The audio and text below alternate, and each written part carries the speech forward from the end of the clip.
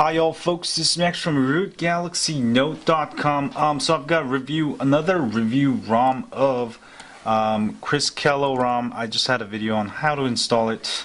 I really like this ROM. It's based off the Chinese leak, but with all the Chinese apps gone, a lot of stuff optimized and made better. And I'm really impressed with this ROM so far, running very smooth. Of course, you do get underclocked to 1.2 gigahertz, which isn't too big of a deal because it still runs quite darn fast. Let me show you. You get two launchers. You get the TouchWiz launcher or the Apex. You can also install another launcher, but I'm running the Apex launcher. Runs really good. There's several quirks, like some of the widgets will not load. I think the Samsung widgets, like the power saving widgets, will not load. I think it might load if you use the TouchWiz launcher. So if you want, what happened? If you want, Samsung widgets, it's probably crashing with the, the Apex launcher. Just load the Samsung widget launcher, Samsung launcher, TouchWiz launcher instead of the Apex launcher.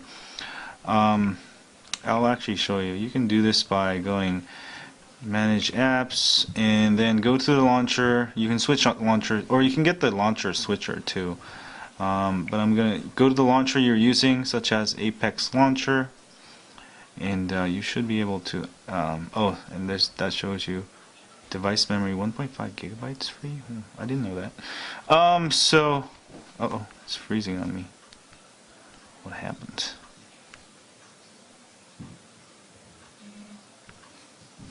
Okay, sometimes it's doing that. Other than that, it's a pretty actually good ROM. Manage apps. Let me try that again. Okay, here it is. Clear defaults, and let's go to TouchWiz now. Let's go actually use TouchWiz now. So now I've got TouchWiz. Maybe it's having some trouble. You can try both launchers, but let's try. It should work on the TouchWiz launcher. Let's go to power saving. There you go. So it's the different launchers. You might have, if you try to load Samsung widgets on another launcher, you'll have trouble. So if that happens, you can always go back to the TouchWiz launcher, and then you can also switch back. I think there's also a switcher you can get off the market. Let's run Quadrant real quick. It still runs really fast.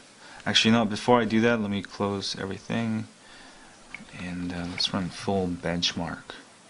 And I was actually using some of my other phones, like my Galaxy, not Galaxy S2. I was using my Droid Bionic over the weekend.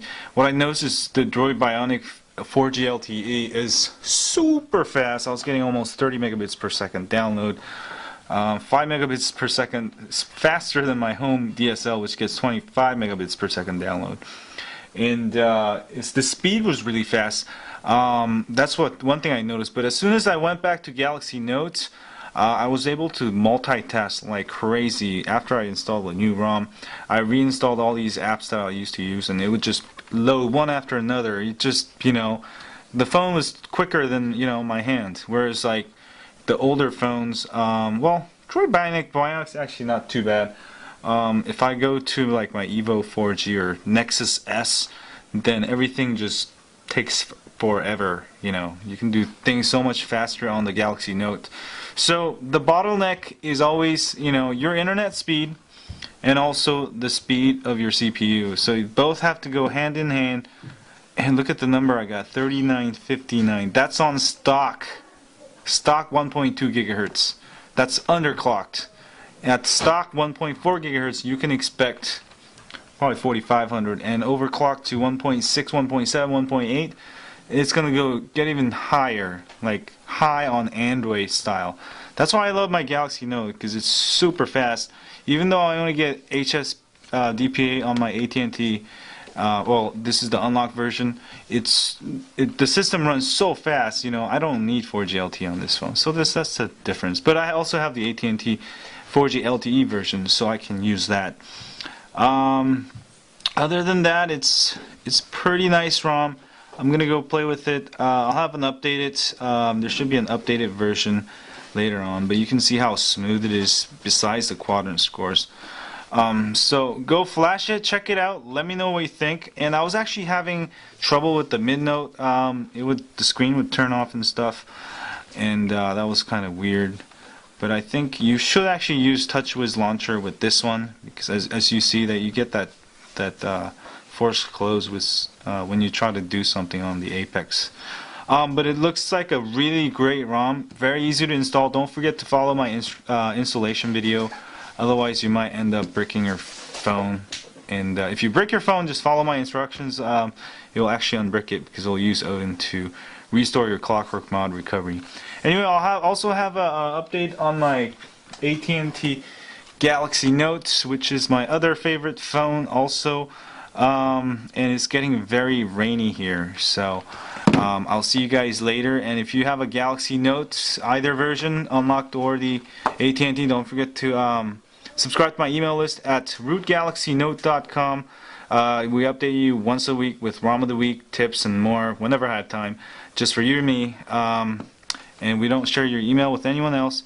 And also, if you're on YouTube, please hit that like button, subscribe, and share this with your friends on Twitter, Facebook, and Google+, and I would love that. Anyway, thanks you guys for supporting my channel. I'm gonna go get more high on Android, even though I'm really high and I had like 10 Bacchus Ds. See y'all later. Bye bye.